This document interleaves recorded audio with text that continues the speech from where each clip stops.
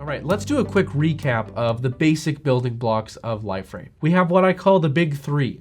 Okay, we have user management, we have access control, and content management.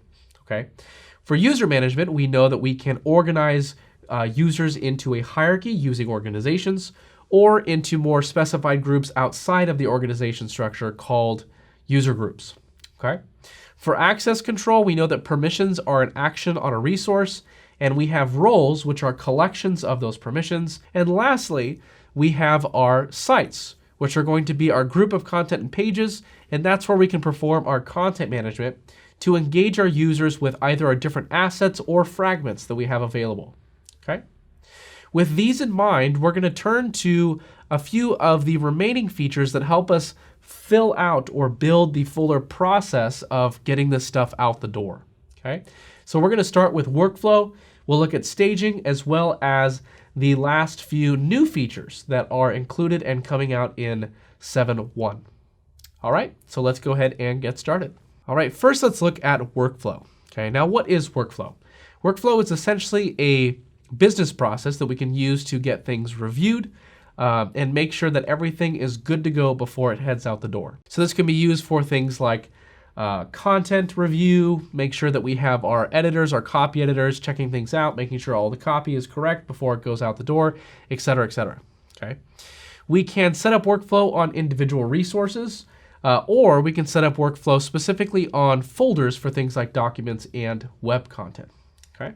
We can provide those restrictions for our documents and content, and what that allows us to do is to say, we want to specifically provide a particular business review process on, let's say, a web content structure or a document type. For example, before we talked about being able to create document types such as contracts or something along those lines. And we can say we need a specific process for contracts, but maybe we don't need that for all of our documents. Maybe we need another process for different documents or something along those lines.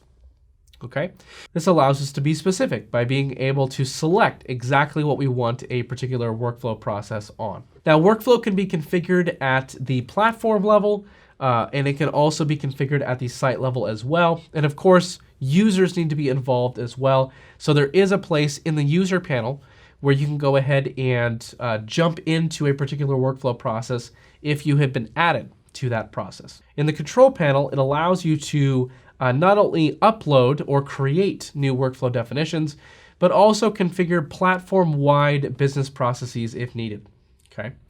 At the site level, it's just about placing your workflow processes on resources in that individual site.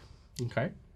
And at the user panel, of course, this is where you can hop in, you can review content, you can comment on the content, edit it if you have the permissions, and then of course you can reject or approve it.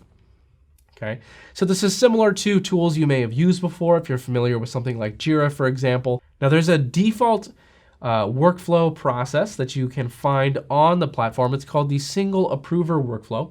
And what this allows you to do is send something through the workflow, have someone take a look at it. They can either approve it, in which case it is available to the platform. So for example, if it was content, it would now be publishable, okay, or available for display on a page. Or you can reject it, in which case it would go back to the original creator of that asset, and they would need to update it and send it in for approval again. Okay, so keep this in mind. Alongside of the assets that are available to you on the platform, you also have a tool like Workflow, which allows you to set up a business process when it comes to creating or generating those assets for display to engage your users with content. You also have the ability to create different approval processes as needed, okay?